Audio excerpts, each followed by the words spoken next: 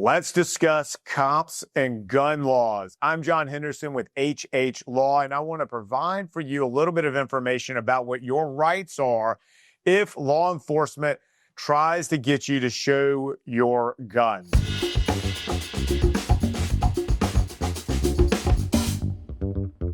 We got two different scenarios here. We got the first scenario where somebody knocks on the door, ATF or local law enforcement knock on your door at home. And the second scenario we'll talk about is what's going on inside of your car if you were pulled over. Remember, I'm thinking about these from the state of South Carolina's perspective, but the same rules apply in lots and lots of other states. But you should always consult a local lawyer when dealing with these sorts of issues. But a lot of these issues with guns have to do with the United States Constitution and federal laws. If law enforcement shows up at your front door, knocking on your door, it could be local law enforcement, state law enforcement, but it could also be the ATF saying, hey, we understand that you've got this firearm or that firearm, or we want to see what guns you have in the house. You don't necessarily need to show them what's going on inside your house. You may have to if they have a warrant. You may have to if there's an emergency situation going on, but you should not consent to them coming in or showing them your firearms. Now, under the National Firearms Act, there are certain firearms that are classified as federal in nature, and those are things like machine guns.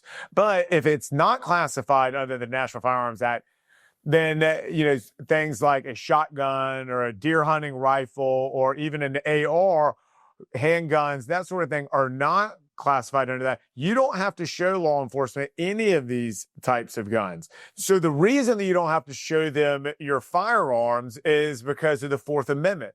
You have a right against unreasonable search and seizure, which means that they need to have a warrant or there needs to be some emergency circumstance that would warrant them coming in and trying to see your firearms. So if those don't exist, they may be playing nice with you. Like, hey, we're checking the box on something. We're here, no big deal. We just want to make sure that we're confirming, or you popped up on this list and we just want to make sure that we're identifying where certain firearms are. You don't have to tell them anything. If it's me, I'm not giving law enforcement consent to come into my house or showing them my firearms. Now let's move on to the second scenario. What happens if you were pulled over and law enforcement is saying, hey, show me your firearms? Now, this is a little bit tricky and different in different states. We've got a video coming up on our channel as well that is going to talk about constitutional carry and gun rights in the state of South Carolina specifically. But generally speaking, in most places, according to the Constitution, you still have that Fourth Amendment right against unreasonable search and seizure. You should exercise that right. Law enforcement cannot look inside your car unless they have some sort of probable cause to remove you from the vehicle and search your vehicle. The other way that they're able to do that is if you consent. And under these circumstances, it would be something like, you don't mind, we just want to get you back on the road. You don't mind if we just take a quick look in your car.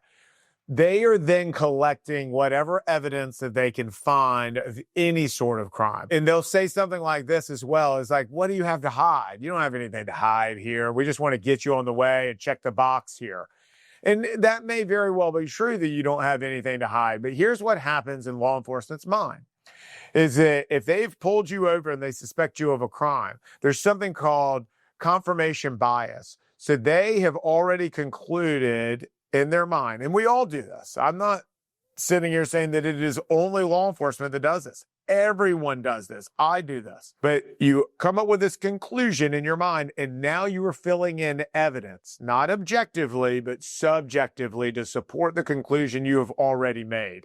And so they are looking around for every little piece of evidence that they can get to see if that might match up or that might aid them in bringing charges against you. So you should know that when a law enforcement officer has stopped you, that you do not have to consent to them looking inside your vehicle. You don't have to consent to them showing your guns. Now, there's a caveat to this. That is true in South Carolina. In other states that do not have constitutional carry, there may be certain classes of people who have to show law enforcement firearms, or in your state, you may voluntarily have to tell somebody, hey, I have a firearm in this vehicle when you are stopped and pulled over. You're going to need to either consult a lawyer on your local level or make sure that you understand the rules in your state. For instance, it was the case in South Carolina a while back, if you had a concealed weapons permit and you had a firearm in your car, that you had to voluntarily tell law enforcement that you had a firearm with you. And so that's not the case anymore, but that's still the case in a lot of states. And so you should be familiar with when you have a responsibility, a duty to affirmatively tell them that there's a firearm in your vehicle. Check your state laws to try to find out.